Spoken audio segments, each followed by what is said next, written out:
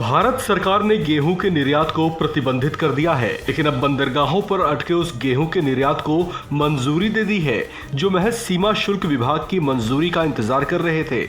गेहूं के निर्यात पर लगाए गए इस प्रतिबंध को लेकर किसान नेता योगेंद्र यादव की ओर से कड़ी प्रतिक्रिया आई है। उन्होंने एनडीटीवी पर एक चर्चा के दौरान कहा कि ऐसे हालात से बिल्कुल साफ है कि इससे सीधे नुकसान किसानों को होगा। सरकार की नीतियों पर व्यंग कसते हुए योगेंद्र यादव ने कहा कि इस देश में कृषि संबंधी आयात निर्यात नीति तो सिर्फ उद्यमियों के मुनाफे आदि के लिए ही चलती है, लेकिन जो अनाज उत्पादक किसान हैं उनके लिए कहीं कोई खास नीति नहीं है।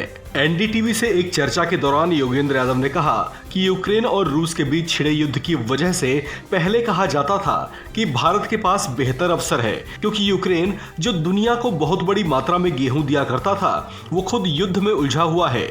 ऐसे में शुरुआत में यही लग रहा था कि अगर गेहूं की अच्छी फसल होगी तो आपको बेहतर अवसर था, जिसमें किसी तरह का कोई संदेह हो भी नहीं सकता था। उन्होंने कहा कि ऐसे अवसर में भी सरकार ने जो खरीदी किसानों से की है उसमें भी किसानों को सामान्य से ज्यादा पैसा नहीं दिया गया। योगेंद्र यादव ने अंतर्राष्ट्रीय बाजार में गेहूं के ऊंचे दाम का भी जिक्र किया। उन्होंने कहा कि इस बार बेहतर अवसर की उम्मीद थी, लेकिन बीच में ही पता चला कि इस बार तो गेहूं की फसल ही कमजोर है।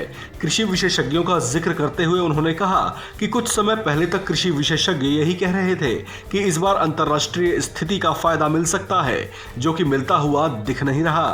किसान नेता योगेंद्र यादव ने कहा कि अभी भी किसानों के पास बहुत सा गेहूं है जो बिका नहीं है। ऐसे में उन्होंने किसानों को 200 रुपए से 250 रुपए प्रति क्विंटल बोनस दिए जाने की इच्छा जताई। उन्होंने कहा कि किसानों ने बहुत बड़ी मात्रा में गेहूं रोक रखा है। ऐसे में सरकार अगर उन्हें बोनस दे तो वे अपना स्टॉक गेहूं भी बेच देंगे, जिससे एफसीआई के पास पर्याप्त स्टॉक हो जाएगा।